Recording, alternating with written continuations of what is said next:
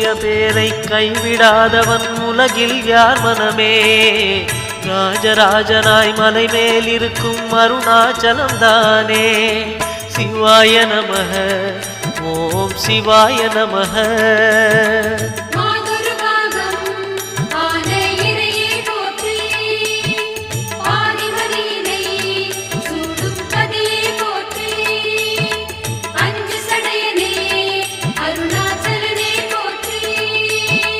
சிவாய நமக ஓம் சிவாய நமக. சிவாய நமக ஓம் சிவாய நமக.